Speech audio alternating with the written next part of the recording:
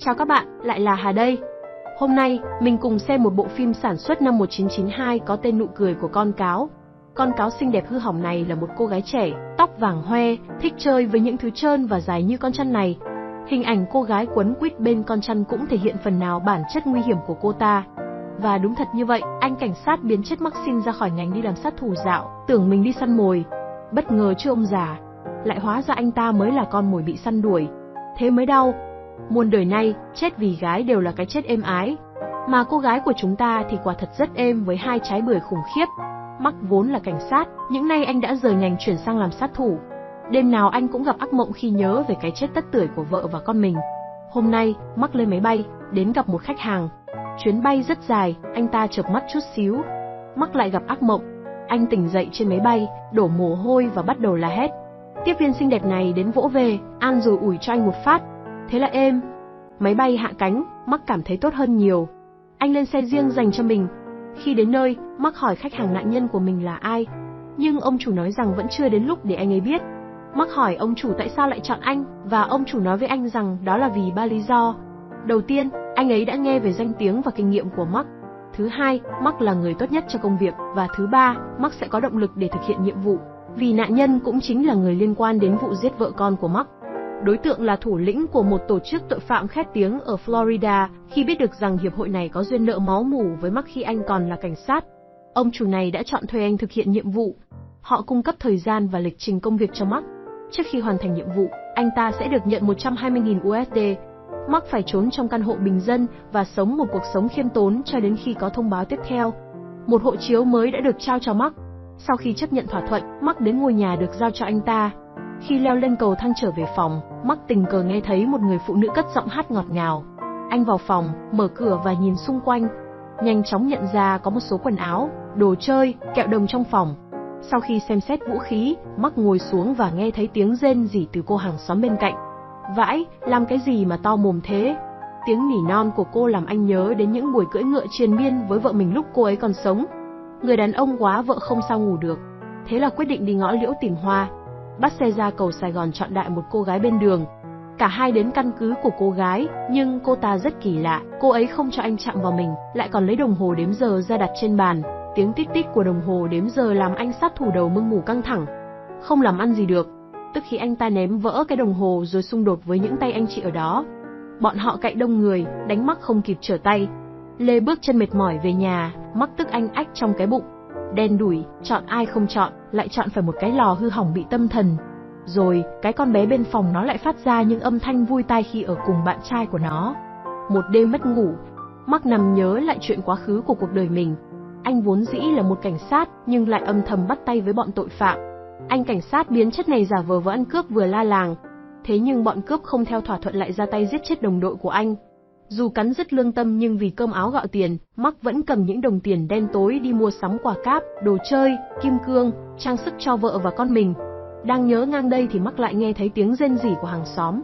Anh ta đi ra ngoài ban công và nhìn vào cửa sổ của nhà bên. Mark nhìn thấy một người đàn ông đang lấy cái lò nướng củ khoai lang với một cô gái. Nhìn làm gì rồi thức trắng luôn nguyên đêm. Đến gần sáng, Mark mệt mỏi chìm vào cơn mộng mị. Sáng hôm sau, cô gái mò vào căn hộ của anh sát thủ. Thì ra con chăn của cô ta đi lạc vào phòng anh. Trước khi vào nhà Mark, người đẹp đã cố gắng gõ cửa, nhưng anh ấy không thức dậy. Cô nàng tự ý xông vào nhà chụp lấy bé chăn định bụng mang nó về nhà. Mark tỉnh dậy và tố cáo cô đã đột nhập vào căn hộ của mình. Tóc vàng hoe xin lỗi anh ta và nói với Mark rằng cô ấy gõ cửa nhưng anh ta không thức dậy, bí quá cô đành phải tự ý vào nhà anh. Anh hỏi danh tính cô gái nhưng nàng không nói gì, cô bỏ về phòng mình khiến Mark điên tiết. Anh ta tò mò về cô hàng xóm, lại mò ra ban công nhìn qua cửa sổ nhà bên, cô ấy lắc lư, nhảy múa, vuốt ve con chăn dài và khẽ hát. Anh đẹp trai quyết định đột nhập vào nhà cô ấy sau khi cô ấy đi ra ngoài. Tại đây, anh ta biết cô gái tên Marina.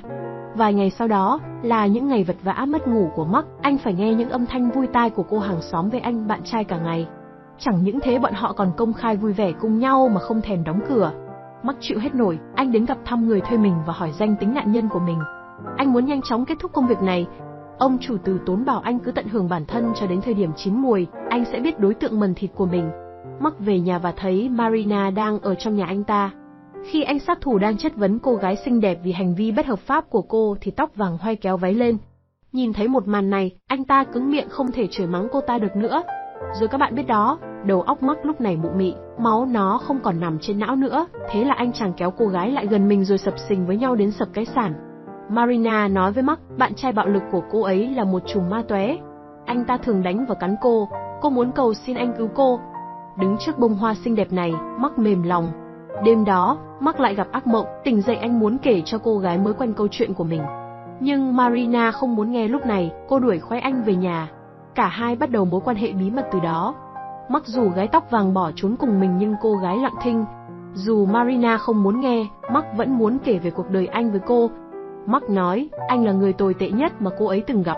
Tôi là cảnh sát biến chất, nhận hối lộ, bắt tay với tổ chức tội phạm để làm nhiều việc xấu xa.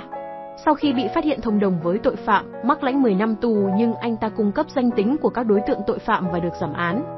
Một buổi sáng, Mark nhận được cuộc gọi báo rằng vợ và con trai anh đã lên xe, đáng lẽ anh ta không nên bỏ lỡ buổi biểu diễn. Mark hốt hoảng chạy ra ngoài để ngăn họ lại, khi vợ anh dừng lại. Xe phát nổ giết chết vợ con anh. Sau khi ăn rồi ủi cho Mark một phát, Marina lại bỏ ra ngoài gặp bạn trai. Lúc này, Mark ở nhà nhận được mật lệnh của ông chủ, đối tượng họ muốn trừ khử chính là bạn trai của Marina. Mark tìm cách ra tay với nạn nhân nhưng chưa làm được. Hôm sau, anh nói hết mọi chuyện với Marina. Cô gái reo lên vui sướng vì cô đã chờ đợi ai đó giết anh ta từ lâu. Cô muốn thoát khỏi anh ta càng sớm càng tốt. Cả hai lên một kế hoạch, Marina đưa Mark đến một trận đấu, chỉ điểm cho Mark bộ áo quần mà mục tiêu đang mặc. Mark đến đó, nhắm bắn mục tiêu của mình.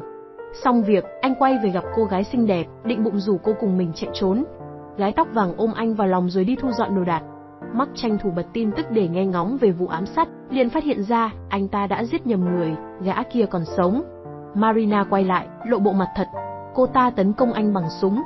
Ngay sau đó, gã bạn trai của cô ta xuất hiện, thì ra bọn họ đã bắt tay nhau để lừa Mark. Hai anh chị xấu xa định lên xe rời đi thì anh cảnh sát biến chất đã kịp với lấy khẩu súng, cho hai anh chị ăn một lô kẹo đồng. Thế nhưng vẫn còn tiếc nuối hương vị tà giang của người đẹp, Mark bò đến ôm lấy cô người yêu bé bỏng nhưng tinh danh như cáo già của mình. Nếu thấy phim hay, cả nhà hãy like và đăng ký cho kênh của Hà nha. Chỉ mất ít phút của các bạn nhưng điều này là cực kỳ có ý nghĩa với Hà. Cảm ơn cả nhà và mến chào tạm biệt.